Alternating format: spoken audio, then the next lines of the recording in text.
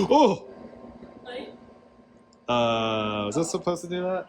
This is a full review and demonstration of this slushy machine, which can be used all year round, not just the summer. Margaritas for Cinco de Mayo, or maybe a frappe in the morning if you're tired of that black coffee. I'm going to show you a full demonstration, installation, and how to clean this machine. What I really love about this is that it comes with a manual with a whole bunch of different recipes for your favorite cold drinks. Now, there is one con though that it doesn't quite tell you what thickness level to use, so it's kind of a bit of a trial and error, which I'll show you the outcome of that in a minute here. But the first thing that you want to do is complete the recipe, make sure all the sugar and everything is mixed in really well, and then you pour it through the slot at the very top. Now, the controls are fairly intuitive. I just clicked on milkshake because that's what I'll be making, and then you push the play button to get it started. All right, so we've started the process. It should take about 20 minutes according to the recipe, but as you can see, it's not very loud. I'm gonna shut up for a minute so you can listen to it. We're gonna see how it turns out. We did medium thickness level. We're just not quite sure. This is our first time using it, but we're gonna see.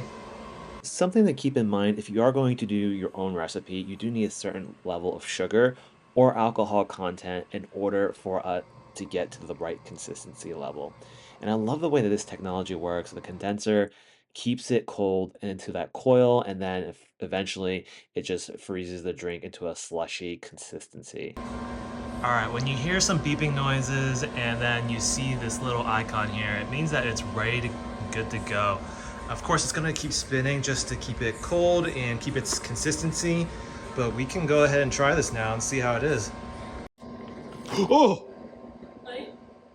Was I supposed to do that? What? Oh no, this doesn't look done. Really? As you saw, this is going to be a bit of a trial and error, especially as you're just getting used to the machine. It was not thick enough at all, and so we did have to change the thickness level. And that's the bad thing about these recipes that were provided. It doesn't tell you what thickness level to use, so you kind of have to like start at a starting point and just see how it turns out. And you might need to add a little more time to it. Overall, it took about 25 minutes in total, so pretty close to the original timing that the recipe did indicate. But we love these. It turned out really well and it was very sweet. Now, cleaning is also a breeze. You just add water to the fill line where it says max, and then you run the cleaning cycle, which takes about 4 minutes.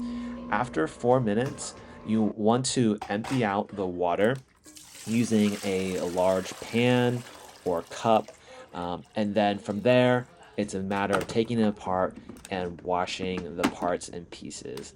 What I really liked about this is that it does come with its own brush, specific brush to get into the nooks and crannies of this. And it's a matter of just washing it out at that point. We made a smaller batch that served 3, but there are recipes out there that can serve 6 or more, perfect for family fun or parties. Overall, this machine is really easy to use and surprisingly easy to clean, which is a big plus. The only thing to keep in mind is that getting the right slushy thickness takes a little trial and error, especially with different recipes. If you're looking for a fun way to cool off this summer, this one's worth a look. Link is in the bio and in the description below.